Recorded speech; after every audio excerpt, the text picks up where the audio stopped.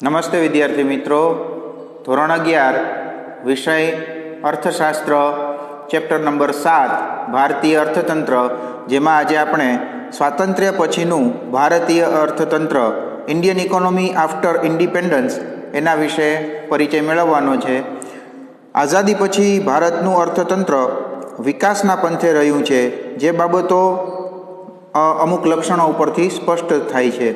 તો આપણું અર્થતંત્ર આઝાદી પહેલાં પ્રાચીન સમયમાં ખૂબ જ મજબૂત હતું. વિદેશ વેપાર આપણો ખૂબ ફૂલ્યો ફાલ્યો હતો. આપણા દેશની નિકાસો ખૂબ સારી હતી. મરી મસાલા, તેજાના, મલમલ કાપડ, સુતરાઉ કાપડ, રેશમી કાપડ, આ બધા દ્વારા તાડપત્રીનું વેચાણ, આ બધું આપણે વિદેશી પ્રજાને પણ વેચતા હતા અને એ રીતે આપણો દેશ સમૃદ્ધ હતો અને સ્વાવલંબી હતો.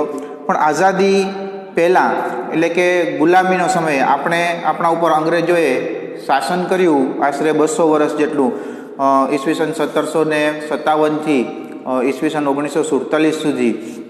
તો આ સમયગાળા દરમિયાન ધીરે ધીરે ક્રમે આપણા કૃષિ ક્ષેત્ર, આપણા ઉદ્યોગો, લઘુ ઉદ્યોગો, ગૃહ ઉદ્યોગો એ નાશ પામવા લાગ્યા.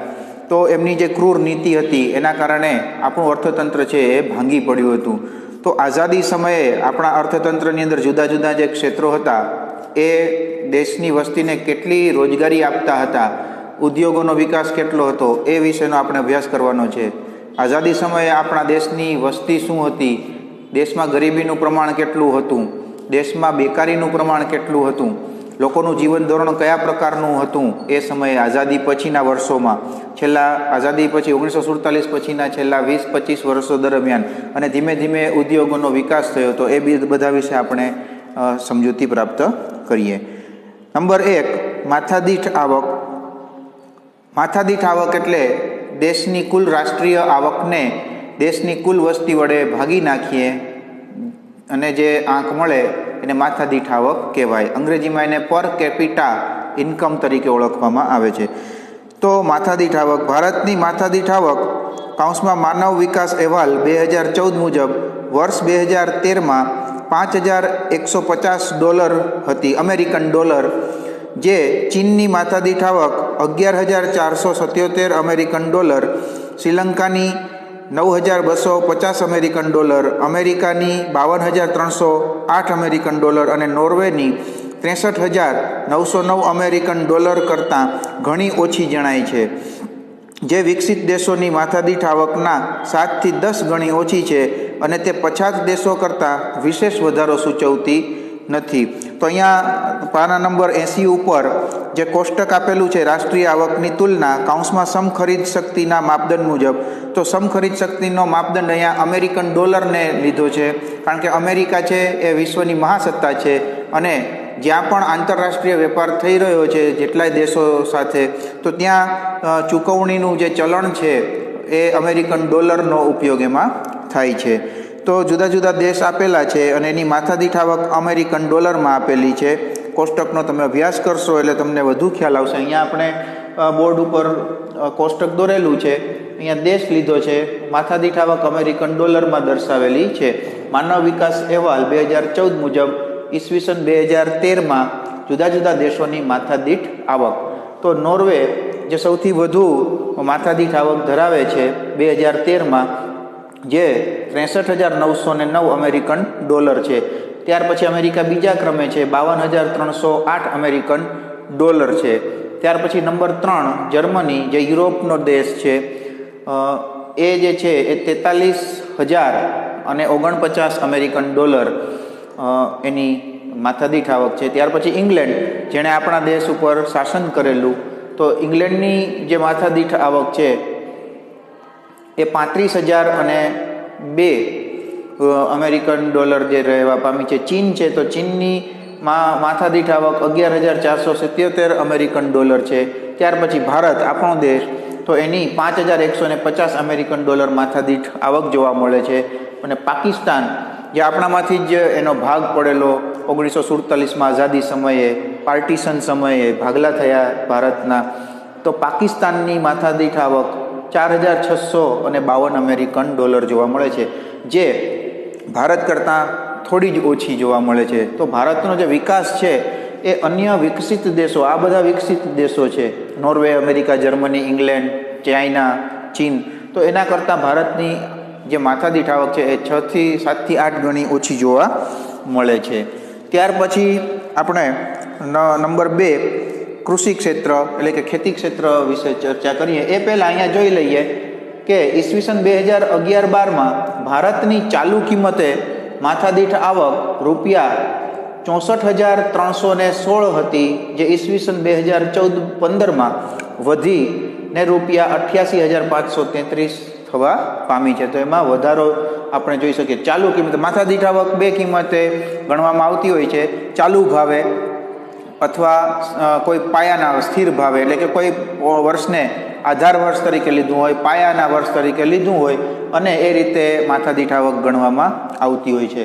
તો અહીંયા ચાલુ કિંમતે છે માથાદીઠ આવક 11-12ની અંદર રૂપિયા 64,316 હતી, જે 2014-15માં વધીને રૂપિયા 88,533 થવા પામી.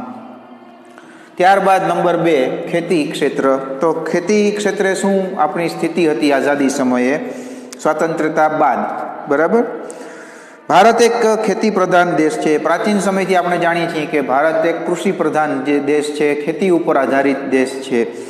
આઝાદી સમયે ભારતની લગભગ 72% અને ઈસવીસન 2001-2માં 58% વસ્તીને ખેતી ક્ષેત્રમાંથી કૌંસમાં 2001માં 56.7% રોજગારી પ્રાપ્ત થતી હતી, જે પ્રમાણ ઈસવીસન 2013-14માં ઘટીને લગભગ 49% જેટલું રહ્યું છે. એટલે કે ધીરે ધીરે જે આ ઘટાડો જોવા મળે છે, આઝાદી સમયે ભારતના 72% લોકો કૃષિ ક્ષેત્રમાંથી રોજગારી આવક મેળવતા હતા, જે ઈસવીસન 2013-14માં ઘટીને લગભગ 49% રહ્યું, જે દર્શાવે છે કે આઝાદી પછી ધીરે ધીરે પછીના વર્ષોમાં ઉદ્યોગોનો વિકાસ થયો, ઔદ્યોગિક ક્ષેત્રે ઔદ્યોગિક ક્રાંતિ જોવા મળી.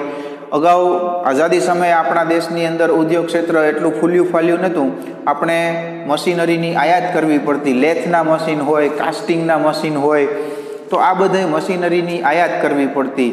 અને ધીરે ધીરે આપણા ઉદ્યોગ ધંધાઓનો વિકાસ થયો, ખાણ ખનીજ ઉદ્યોગનો વિકાસ થયો, એની સાથે સાથે દેશની અંદર મશીનરી બનવાની શરૂઆત થઈ. અને એ રીતે જે કૃષિ ક્ષેત્ર રોજગારી 72% લોકોને આપતું હતું, એ રીતે ઉદ્યોગ ક્ષેત્ર પણ હવે આઝાદી પછીના વર્ષોમાં એની પ્રગતિ થઈ અને એ રોજગારી આપતું થયું. એટલે કૃષિ ક્ષેત્રમાંથી ધીમે ધીમે એના ઉપર આધારિત લોકો ઉદ્યોગો તરફ વળ્યા અને 49% જેટલા લોકોને ઈસવીસન 2013-14માં કૃષિ ક્ષેત્રમાંથી રોજગારી પ્રાપ્ત થતી હતી, જે ઉદ્યોગોનો વિકાસનો નિર્દેશ કરે છે. જે આ સર્વે દર્શાવેલો છે એ આર્થિક સર્વે 2014-15 અનુસાર આ 49% 2013-14માં દર્શાવે છે. આમ ઉત્તરોત્તર ભારતમાં ખેતી ક્ષેત્રનું મહત્વ ઘટતું ગયું છે. 1950-51માં ખેતી ક્ષેત્રનો રાષ્ટ્રીય આવકમાં ફાળો 55% હતો, તે વર્ષ 2013-14માં ઘટીને માત્ર 14% રહ્યો છે. કૌંસમાં આપેલું છે 1980-81માં 38% અને ઈસવીસન 2000-2001માં 22.3% રાષ્ટ્રીય આવકમાં કૃષિ ક્ષેત્રનો ફાળો જોવા મળતો હતો. ત્યાર પછી નંબર 3 ઉદ્યોગો. વર્ષ 1951માં ભારતના ઉદ્યોગો 10.6% લોકોને રોજગારી પૂરી પાડતા હતા. આ પ્રમાણ 2001માં 18.2% થયું. આ પ્રમાણમાં વધારો થઈ વર્ષ 2011-12માં ઉદ્યોગ ક્ષેત્રે રોજગારીનું પ્રમાણ 24.3% થયું છે. એ પણ એક વધારો સૂચવે છે. તેટલું જ નહીં, પણ 1950-51માં ઉદ્યોગ ક્ષેત્રે રાષ્ટ્રીય આવકમાં 16.6%નો હિસ્સો આપતું હતું, જે પ્રમાણ વર્ષ 2013-14માં વધીને 26% જેટલું થયું. તો રાષ્ટ્રીય આવકમાં 16.6%માંથી 26% જેટલું પ્રમાણમાં વધારો થયો ઈસવીસન 2013-14માં. આ ઉપરાંત ઉદ્યોગ ક્ષેત્ર વર્તમાન સમયમાં 2/3 ભાગની નિકાસ કમાણી મેળવે છે. તો કુલ નિકાસ કમાણી, જે કંઈ પણ ચીજ વસ્તુઓની નિકાસ થાય છે, એમાં ઉદ્યોગો દ્વારા ઉત્પાદિત વસ્તુઓની કમાણી 2/3 ભાગની જોવા મળે છે.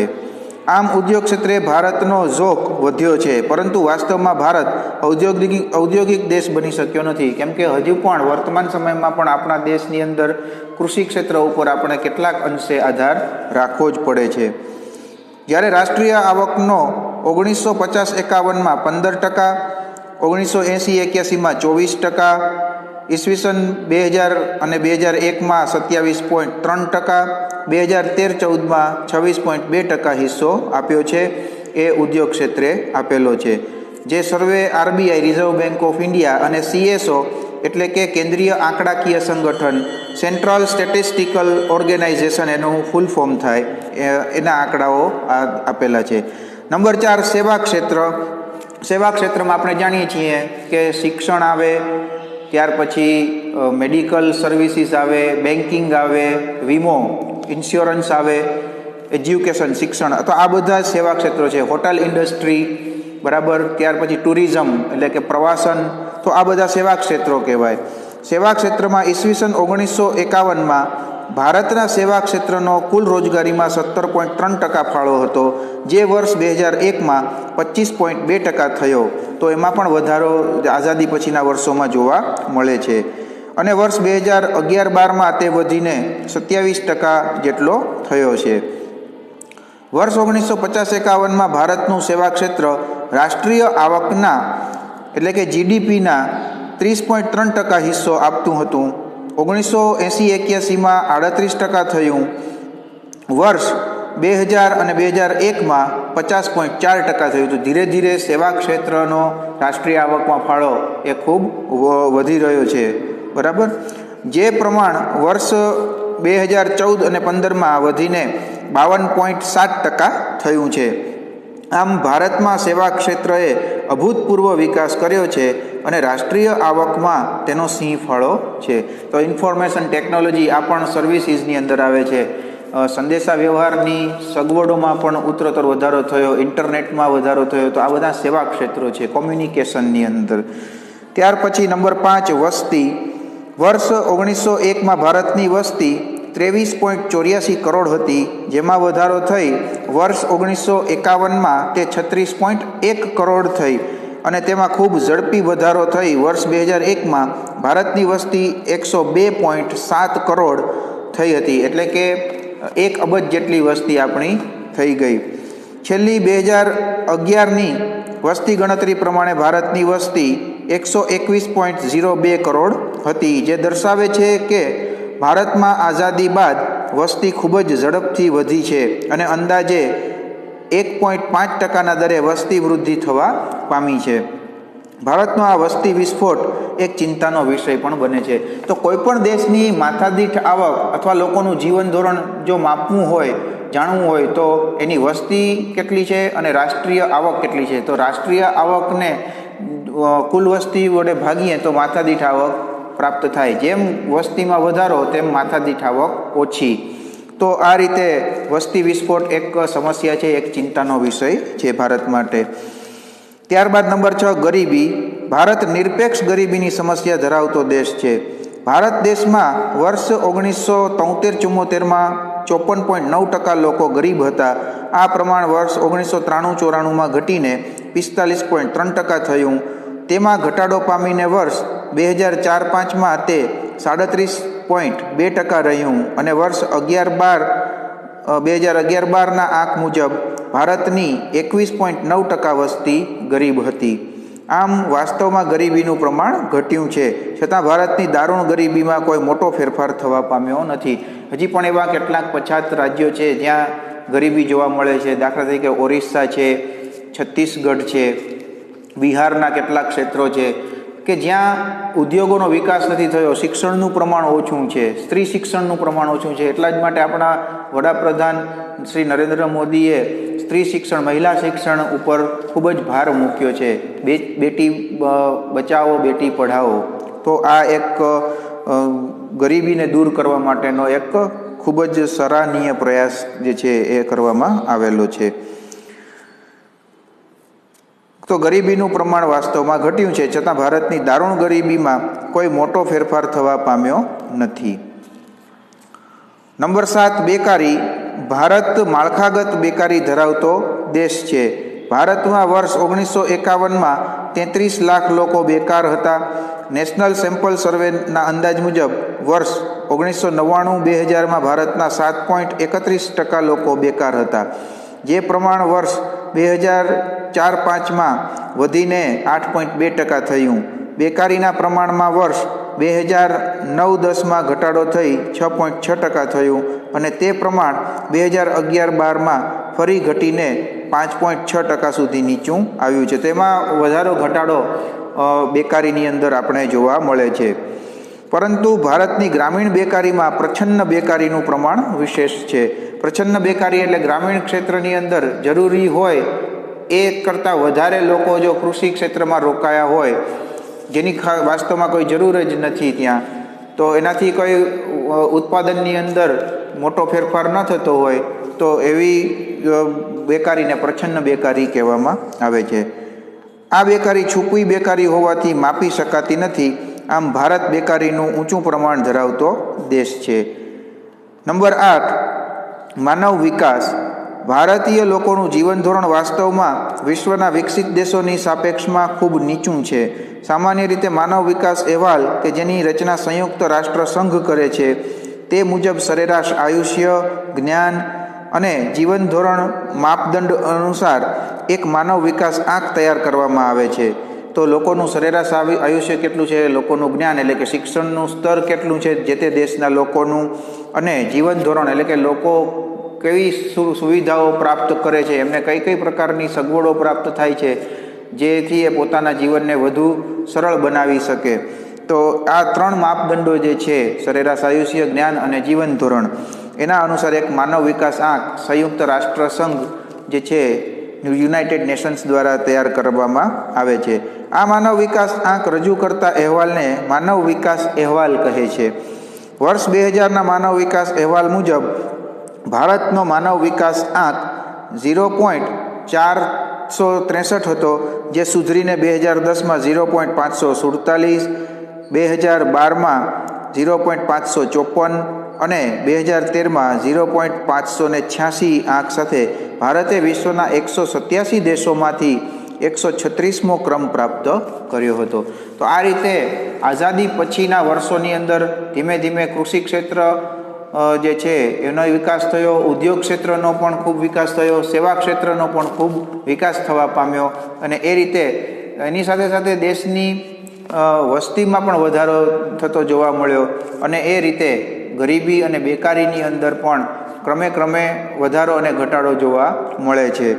તો આ રીતે આપણે ફરીથી મુદ્દાઓને જોઈ લઈએ. નંબર 1, માથાદીઠ આવક. રાષ્ટ્રીય આવકની તુલના. તો માથાદીઠ આવકની તુલના રાષ્ટ્રીય આવક સાથે કરવામાં આવે છે. માનવ વિકાસ અહેવાલ 2014 મુજબ ઈસવીસન વર્ષ 2013માં જુદા જુદા દેશોની માથાદીઠ આવક, જે આપણે અહીંયા કોષ્ટક સ્વરૂપે રજૂ કરી છે, એનો અભ્યાસ બરાબર કરશો. પુસ્તકમાં પણ આપણને પાઠ્યપુસ્તકમાં પણ એ કોષ્ટક આપેલું છે, એનો અભ્યાસ કરશો. ઈસવીસન 2011-12માં ભારતની ચાલુ કિંમતે માથાદીઠ આવક ₹64,316 હતી, જે ઈસવીસન 2014-15માં વધીને ₹88,533 થવા પામી હતી. તો એ જ રીતે ખેતી, ઉદ્યોગ, સેવા ક્ષેત્ર, વસ્તી, ગરીબી, બેકારી અને માનવ વિકાસ આંક, આ બધાનો તમે અભ્યાસ કરજો.